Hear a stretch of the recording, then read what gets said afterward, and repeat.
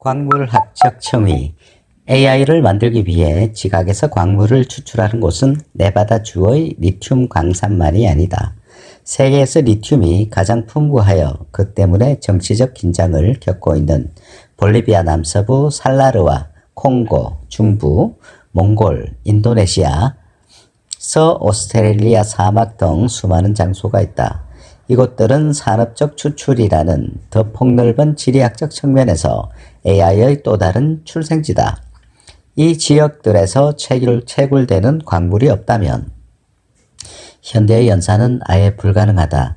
하지만 이 원료들은 점차 공급이 달리고 있다. 2020년 미국 지질조사국 과학자들은 제조사들에 대해 공급 위험도가 가장 큰 23가지 광물 목록을 발표했다. 이 광물을 구별할 수 없으면 업계 전체가 멈추선다는 뜻이다. 구할 수 없으면. 이러한 필수 광물로는 아이폰 스피커와 전기차 모터에 쓰이는 디스프로슘과 네오디움, 군용척에 쓴 장비와 드론에 쓰이는 저마늄, 리튬이온 배터리의 성능을 향상시키는 코발트 등의 희토류가 있다. 희토류라면 보통 란타넘, 세륨, 프라세오디늄, 네오디뮴, 프로메튬, 사마륨, 유로듐, 가톨리듐, 터뷴, 디스프로슘, 홀듐, 어뷴, 튤륨, 이터뷴, 루테듐, 스칸듐, 이터듐 등 17가지의 광물을 말한다. 이 광물들은 가공되어 노트북과 스마트폰에 들어가는데 그 덕분에 기기를 더 작고 가볍게 만들 수 있다.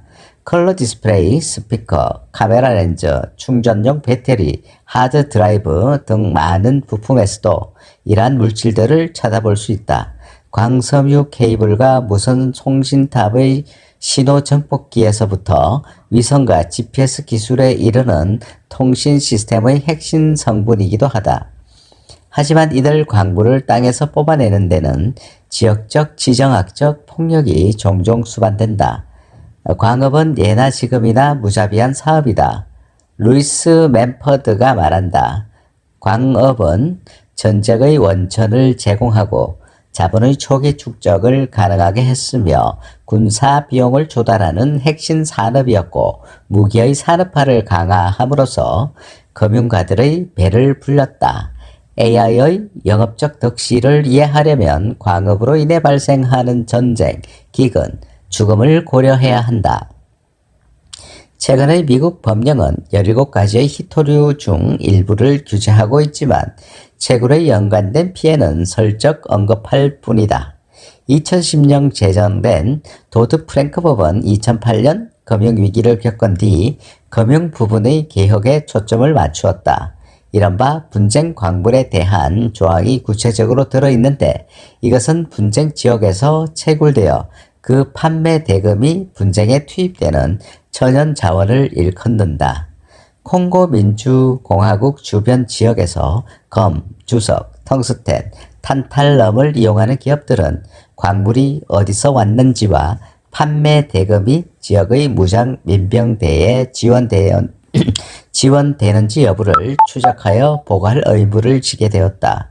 분쟁 광물이라는 용어는 분쟁 다이아몬드와 마찬가지로 광업 부분의 지독한 고통과 만연한 사륙을 가면처럼 가린다.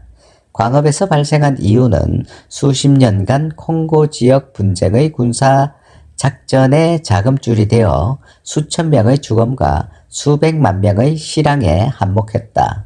그뿐만 아니라 광산대의 작업 여건은 종종 현대판 노예제를 방불케 했다. 4년여의 지속적 노력 끝에야 인텔은 자사의 공급 사슬에 대한 기초적 현황을 파악했다.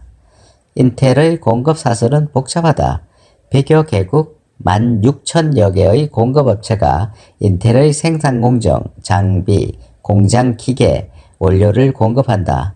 더욱이 인텔과 애플은 광물의 분쟁 관련 여부를 판정할 때 실제 광산이 아니라 재련소만 감사했다는 비판을 받았다. 이 기술업계의 거인들은 콩고 외부에 있는 재련소를 평가했으며 현지인이 감사를 실시하는 경우가 비일비재했다. 이런 탓에 기술업계에서는 자사의 광물이 분쟁과 무관하다며 내놓은 입증 자료마저 의심을 사고 있는 형편이다. 네덜란드에 기반을 둔 기술 기업 필립스도 자사의 공급 사슬이 분쟁과 무관하도록 노력한다고 주장했다. 필립스는 인텔과 마찬가지로 공급업체가 수만 곳에 이르는데 각 업체는 제조 공정에 필요한 부품을 제공한다. 이 공급업체들은 각각 수천 곳의 부품 제조사와 연결되어 있으며 이 제조사들은 수십 곳의 재련소에서 가공한 원료를 공급받는다. 한편 재련소에 원료를 공급하는 무역상의 숫자는 알려지지 않았는데 이들은 합법적 채굴업체와 불법적 채굴업체를 가리지 않고 직접 상대하며 컴퓨터 부품에 들어가는 다양한 광물을 수급한다. 컴퓨터 제조사 델에 따르면 분쟁과 무관한 전자기기 부품을 생산하고 싶어도 금속 및 광물 공급 사슬의 복잡성이 어마어마한 걸림돌이라고 한다. 원료가 공급 사슬의 수많은 주체를 통해 세탁되기 때문에 출처를 파악하는 것은 불가능하다.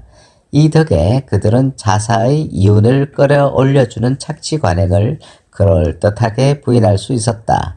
19세기 샌프란시스코를 떠받친 광산과 마찬가지로 기술 부분을 위한 채굴은 실제 비용을 시야에서 몰아냄으로써 이루어진다. 기업들이 도급업체와 공급업체를 제3자로 내세워 스스로 보호하는 수법에서나 상품을 소비자에게 마케팅하고 광고하는 방식에서 보듯 공급 사슬에 대한 외면은 자본주의에 깊숙이 배어 있다. 이 관행은 그럴듯한 부인을 넘어서 나쁜 신앙을 열성적으로 실천하는 꼴이 되었다. 오른손이 하는 것을 왼손이 모르게 하려면 점점 적극적이고 정교하고 복잡한 형태의 거리두기를 구사해야 하기 때문이다.